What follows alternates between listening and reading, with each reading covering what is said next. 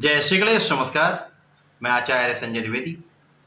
मेरे समस्त प्रबुद्ध दर्शकों का मेरे चैनल पर हार्दिक स्वागत है। प्रिय दर्शकों, वर्ष 2024 का एक महापरिवर्तन हो चुका है। 1 मई को देवगुरु बृहस्पति अपनी राशि का परिवर्तन कर चुके हैं तथा वर्तमान समय में दैत्य गुरु शुक्राचार्य की राशि वृषभ राशि में प्रवेश कर चुके हैं, जहां पर इनका गोचर चल रहा है। परंतु 6 मई से गुरुदेव बृहस्पति अस्त अवस्था में चले जाएंगे, जहां पर इनका अस्तकाल 1 जून तक रहेगा। मुख्य रूप से ये पूर्ण रूप से यहां पर प्रभावित रहेंगे। अब अस्त अवस्था क्या है? जब भी कोई ग्रह सूर्य के प्रभाव में आता है तो चूंकि सूर्यदेव राजा हैं, सूर्य का एक विशेष आभामंडल है, एक प्रकाश का स्रोत सूर्यदेव हैं, ऊर्जा का प्रवाह करते हैं सूर्यदेव। एक जो स्पेसिफिक ऑरा है, इस ऑरा के समक्ष, इस विशेष आभामंडल के समक्ष समस्त ग्रहों का प्रभाव क्षीण हो जाता है। इस प्रभाव को ही अस्तअवस्था कहते हैं।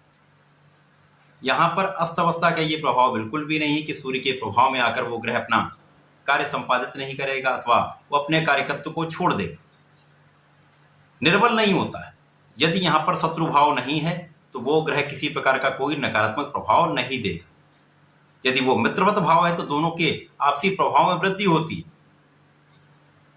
अब क्योंकि सूर्यदेव शासन प्रशासन के कारक हैं, क्षमता के कारक हैं, नेतृत्व के कारक हैं, पिता के कारक हैं, कॉन्फिडेंस के कारक हैं, इसी प्रकार देवगुरु बृहस्पति समस्त शुभ प्रभाव के कारक हैं, समस्त मांगलिक कार्यों के कारक हैं, शिक्षा, ज्ञान, संतान, विवाह के कारक गुरुदेव बृहस्पति, धैर्य विवेक के कारक गुरुदेव बृहस्पति, प्रज्ञा के कारक गुरुदेव बृहस्पति। तो जब इन दोनों ग्रहों का आपसी प्रभाव मिलेगा तो निश्चित रूप से अत्यंत सकारात्मक परिणाम मिलता है। 14 मई को सूर्यदेव का परिवर्तन भी वृषभ राशि में हो जाएगा, जिसके कारण सूर्य और गुरु का समन्वित प्रभाव प्राप्त होने वाला है। आज मैं गुरुदेव के अस्तकाल तथा सूर्य के राशि परिवर्तन प्रभाव को सम्मिलित रूप से समस्त राशियों के लिए किस प्रकार का परिणाम देने वाला है, इसका संपूर्ण विश्लेषण मैं पूर्ण तर्क के साथ करने जा रहा हूं।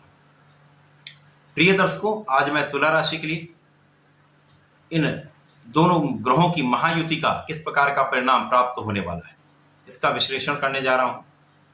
अब चूंकि तुला राशि शुक्राचार्य की राशि है, ऐश्वर्य वैभव की राशि है, और शुक्राचार्य की दूसरी राशि वृषभ राशि में ये संयोजन बनने वाला है। गुरुदेव वृषभ राशि में ही अस्त होंगे। तुला राशि के लिए गुरुदेव बृहस्पति पराक्रमेश है तथा षष्ठम भाव के स्वामी, इसी प्रकार से सूर्य लाभ भाव के स्वामी। तो यहां पर पराक्रम तथा लाभ दोनों के स्वामी का गोचर अष्टम भाव में हो रहा है। इसी प्रकार से गुरुदेव यहां पर षष्ठम के भी स्वामी है, जो कि एक त्रिक भाव है, रोग ऋण शत्रु का भाव है।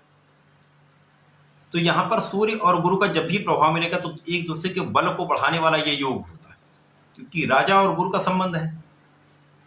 यहां पर जब ये संयोजन बनेगा तो महाशासन का योग बनता है, परंतु अलग अलग भाव में इसका परिणाम अलग अलग होता है।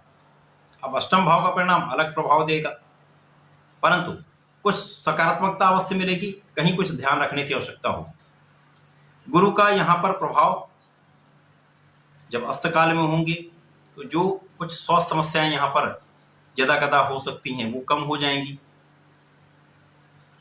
परंतु यहां पर एक विपरीत राजयोग भी बन रहा है।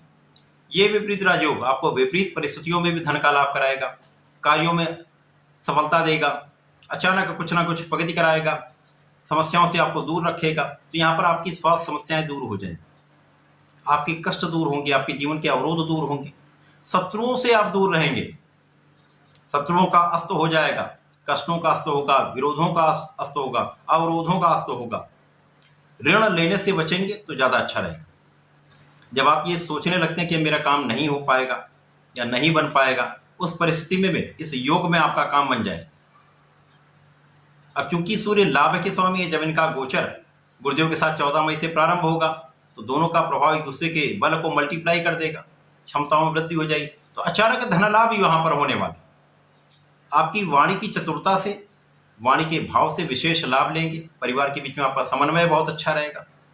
परिसंपत्ति से विशेष लाभ लेंगे, पिता का संपूर्ण सहयोग मिलेगा, पिता का आशीर्वाद आपको प्राप्त होगा, पैतृक संपत्ति से आपको लाभ मिलेगा। अचानक आपके ज्ञान में भी वृद्धि होगी। यहाँ पर केवल आप अपनी आंखों का ध्यान रखें, एलर्जी की समस्या हो सकती है या सिर दर्द या थकान की समस्या हो सकती है, ऐसी चीजें हो सकती है। लेकिन आप ध्यान रखेंगे, कुछ प्राणायाम व्यायाम करेंगे तो इन कष्टों से भी आप दूर रहेंगे। यद्यपि लाभ के स्वामी का अष्टम में जाना एक लाभ की निर्बलता को दर्शाता है, परंतु सूर्य को किसी प्रकार का कोई अतिरिक्त दोष नहीं लगता। जहां पर भी ये होंगे उस भाव को बढ़ाएंगे, उससे लाभ देंगे। तो यहाँ पर जो लोग मेडिकल से संबंधित क्षेत्र में हैं, स्वास्थ्य विभाग में हैं, स्वास्थ्य से संबंधित कार्यों में हैं, बड़ा लाभ लेने वाले, सफलता मिलने वाली, विशेष ज्ञान से बड़ा लाभ आपको मिलने वाला है, आध्यात्मिकता से बड़ा लाभ आप लेने वाले हैं। जो लोग आध्यात्मिक क्षेत्र में हैं, कर्मकांड में हैं, पूजा पाठ से संबंधित कार्यों में हैं, व्यापार में, तो एक अच्छा लाभ आप लेने वाले हैं। यहाँ पर आपकी यात्राएं हो सकती हैं, यात्राओं में भी आपको लाभ मिलेगा। जो लोग यात्राओं से संबंधित कार्यों में हैं या विदेश सेवाओं में हैं, उनके लिए विशेष योग बन रहा, उनके पद वृद्धि का योग है, यश वृद्धि का योग। विदेश से संबंधित होकर कुछ कार्य में है तो निश्चित रूप से एक अच्छा समय है जहां पर आप अच्छा लाभ प्राप्त करने वाले हैं। आपके अचानक ही सुखों की वृद्धि का योग बने, कुछ ऐसे योग बनेंगे यहां पर पिता के संयोग से, पिता के संपत्ति से कुछ ऐसे लाभ मिलेंगे जिसके कारण आप अपने सुखों की वृद्धि करने वाले हैं। यहाँ पर आपके सुखों में भी वृद्धि होगी, माता पिता के सुखों में वृद्धि होगी, लोगों का सहयोग भी प्राप्त होगा। जो लोग सामाजिक कार्यों से संबंधित हैं, व्यापारिक कार्यों में हैं, नौकरी में हैं, सरकारी तंत्र में हैं, अचानक ही कुछ विशेष लाभ की प्राप्ति यहाँ पर हो सकती है। अचानक इंक्रीमेंट हो सकता है, पद का लाभ मिल सकता है, या अचानक धन का जो इन्वेस्टमेंट आपने किया उससे एक बड़ा लाभ मिल सकता है। ज्ञान वृद्धि का समय है। यदि आप यहाँ पर पूर्ण ध्यान से परिश्रम के साथ अपने शिक्षा में लगे रहते हैं, ज्ञान प्राप्ति में लगे रहते हैं, तो यहाँ पर एक बड़ा लाभ आपको प्राप्त होने वाला है। प्रतियोगिता परीक्षा में भी यदि आप पूर्ण परिश्रम लगा देंगे तो लाभ मिलने वाला है। तुला राशि के लिए ये गुरु का अस्तकाल, सूर्य का राशि परिवर्तन एक अच्छा प्रभाव देने वाले है, कुछ विशेष लाभ देने वाले हैं। विपरीत परिस्थितियों में भी आपको लाभ मिलने वाला है, परंतु इस समय में आपको अपने खाने पीने पर पूर्ण नियंत्रण रखना होगा। सावधानी यहाँ पर आपको रखनी है, केवल खाने पीने पर नियंत्रण रखें, बाहरी खाने से बचें। जो लोग एडिक्शन में हैं, एडिक्शन को त्याग देंगे तो किसी प्रकार का कोई कष्ट नहीं हो।